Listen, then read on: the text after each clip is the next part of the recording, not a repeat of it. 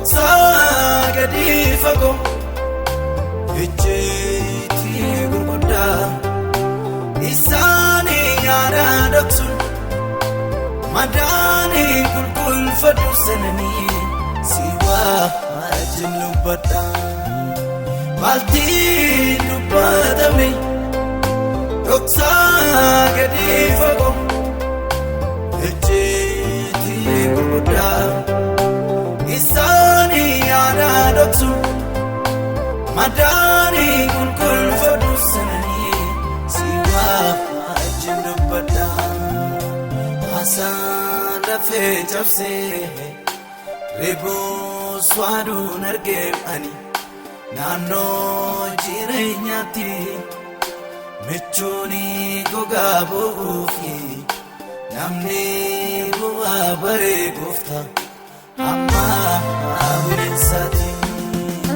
haasaan lafee cabsee reeboo swaaduun argee ani naannoo jireenyaatti michuun gogaa bu'uufi namni bu'aa baree gooftaa amma bineensaati naaf garuu sumaana wayyaa naaf garuu sumaana wayyaa naaf garuu sumaana wayyaa abdii koo halkaniif guyyaa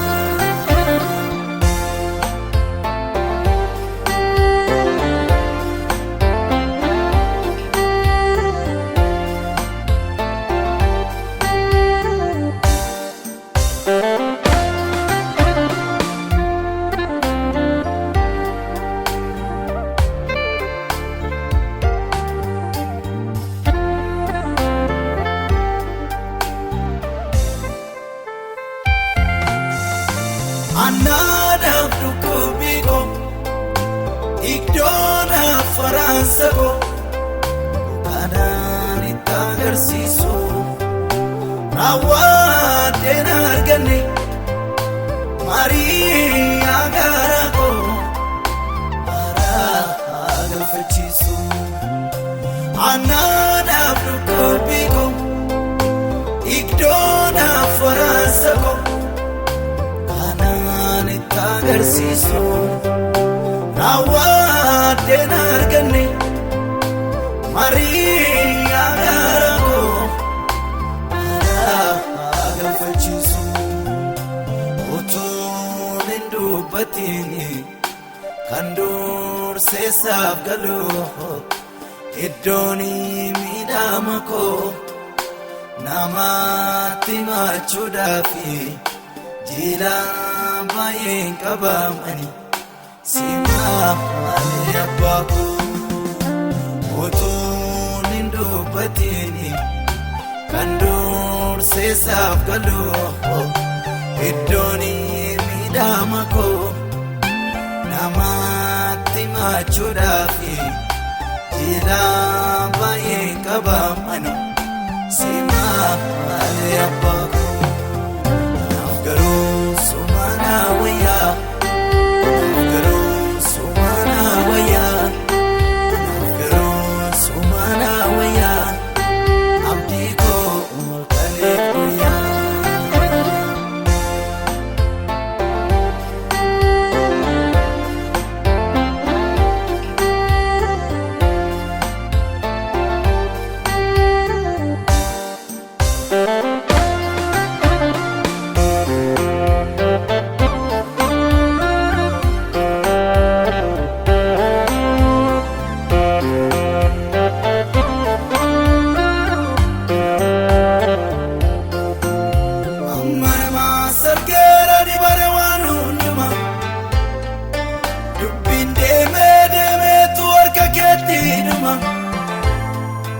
dadhabbii koo badee hunda koo gaanama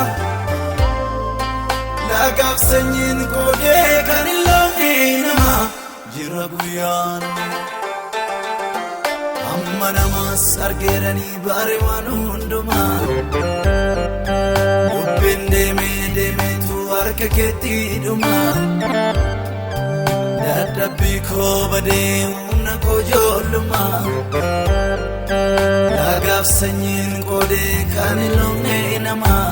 Jira guyyaanuma Jiraan guyyaanuma Jiraan guyyaanuma Jiraan guyyaanuma guyyaa sana uumaatu araarama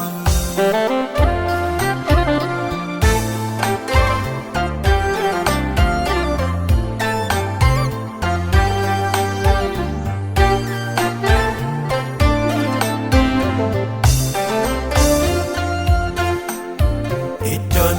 itti miidhame dafqaa koodhan gaalaase Otumanii hojjedhu iyyoome bifa ijoollummaa buusee Iddoon itti miidhame dafqaa koodhan gaalaase Otumanii hojjedhu iyyoome bifa ijoollummaa buusee Alagaan ergateetu duddaa qullaana ofa kan gaatii namaa nyaanne gooftaa warsitta nafa.